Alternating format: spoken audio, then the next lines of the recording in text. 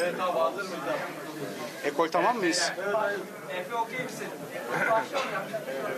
Evet Mandela Bey, buyurun. Öncelikle tebrikler. Première félicitations. Donc l'atmosphère qu'il y avait ce soir. Donc on a perdu, mais comment est-ce que vous avez été concentré pour ce match-là et tu as joué pour la première fois avec Apo ensemble au centre de la défense, qu'est-ce que tu veux dire? Ouais, comme je l'ai dit, on a fait un match difficile en Ligue des Champions. Après, on avait à cœur de rebondir dans ce championnat-là pour bien se préparer pour le prochain match de la Ligue des Champions. Là, aujourd'hui, c'était bien. Je me suis bien senti avec mes coéquipiers. Ça s'est bien passé. Et ça s'est senti sur le terrain. Açıkçası hafta içerisinde yaptığımız zor bir maç oldu Şampiyonlar Ligi'nde. Ve bugün de sahaya çıkıp kendimizi göstermek ve iyi bir sonuç elde etmek istiyorduk ve bunu da sağladığımızı düşünüyorum.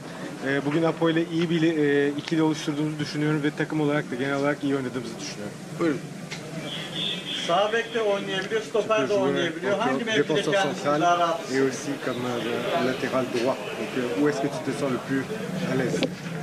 J'ai pas de préférence. Moi, je suis à la disposition du coach. Où le coach me mettra, je répondrai présent. Donc, je suis là, je suis venu pour aider le club, pour atteindre ses objectifs et c'est ça le plus important. Açıkçası çok bir tercihim yok, hani sağ bek olur, defans olur, stoper olur. Hani burada hoca ne derse bana ona göre oynarım. Hocanın tercihi ne tarafta olursa ben orada oynayacağım ve ben sadece takıma yardım etmek için buradayım. Yeni transfer kendisi. Donc tu es nouveau. Süreci ve adaptasyon süreciyle ilgili neler söyleyeceksin? Qu'est-ce que tu veux dire par rapport à ton adaptation à l'équipe? Ouais, ça se passe bien, super bien. Mes coéquipiers m'ont bien accueilli. André, j'étais déjà là il y a longtemps, donc ça se passe super bien avec des super coéquipiers. Et j'espère qu'on fera de grandes choses en championnat et en Ligue des Champions. Açıkçası iyi geçtiğini düşünüyorum. Takım arkadaşlarım bana çok iyi de ilk şekilde yaklaşıyorlar. Sanki çok uzun zamandan beri bu takımdaymışım gibi bir hava var. Ve umarım da bunun sonucunda hem Şampiyonlar Ligi'nde hem de ligde iyi sonuçlar alacağımızı düşünüyorum. Çağatay Bey. Galatasaray tarihinin en pahalı transferlerinden biri bonservis gelirler açısından. Bunun üzerine bir baskı yaratıyor. Tu es l'un des transferts qui est le plus en somme d'argent dans l'histoire de Galatasaray. Est-ce que ça te met de la pression?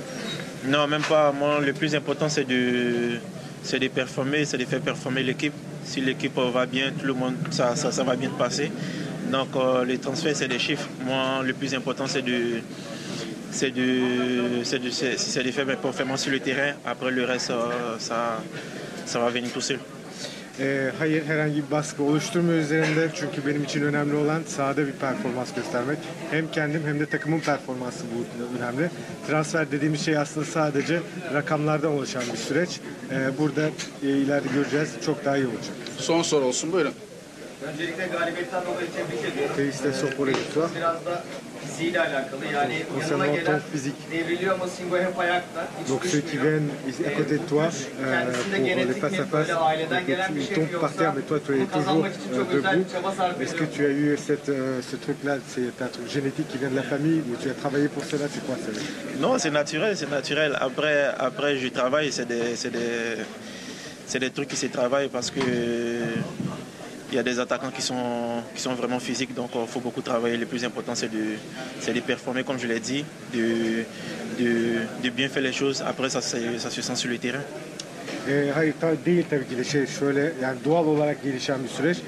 Tabii çalışmanız da lazım. Çalışmanın meyvesi hani bu sonuç elde ediliyor.